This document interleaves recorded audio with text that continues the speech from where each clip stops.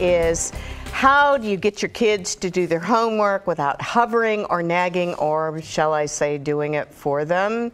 Maybe I've done that. I feel as though my kids must be calling Valerie Cooper, our producer on the show, and telling her these are the subjects my dad needs to talk about on the show because he needs help. I am becoming quickly the all-time worst parent when it comes to hovering over homework. Yeah, well, you can join my club then. Darcy Walker is here with Core Parenting to help us through this.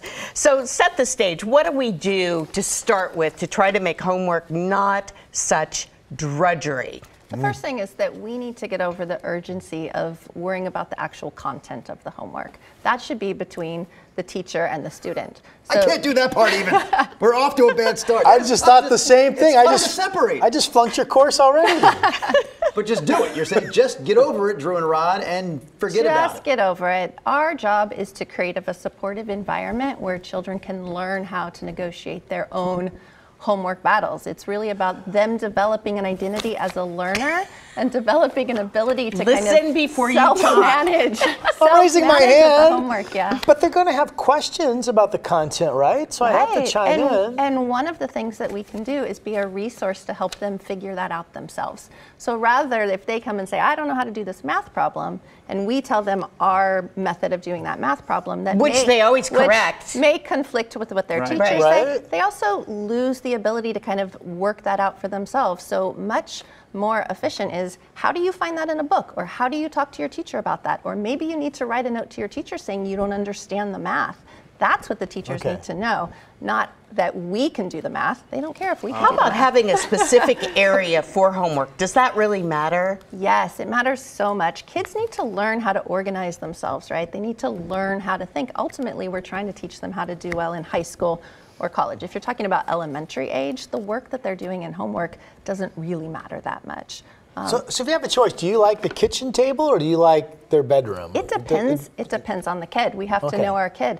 A lot of us have kids with different needs. I have one child that loves homework and will do it on his own, and another one that will fight and scream and do anything but. Right. So setting up a culture in the household where you're trying to teach them how to make homework successful for them, that's our job. Our job is not the content.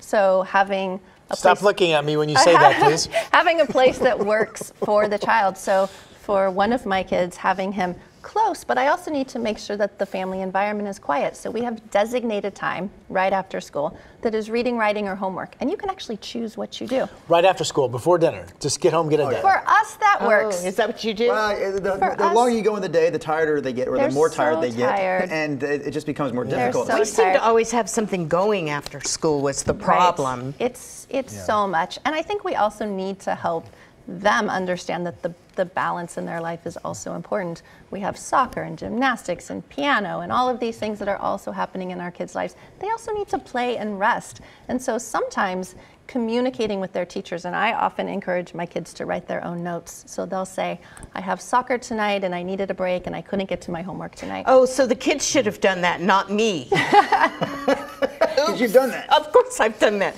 Because I wanted them to go to sleep. I didn't care if they did one more page of homework. Right, and we shouldn't care at some point if they do one more page of homework because they need sleep and they need play and they need these things. I want them to develop a voice with their teachers and their education. Of course that's a better idea. That they can start to interact with their education and really internalize themselves as learners. What about this one little issue? The kids say, I'm going to read for my 25 minutes of reading. I'm going to read right before I go to bed.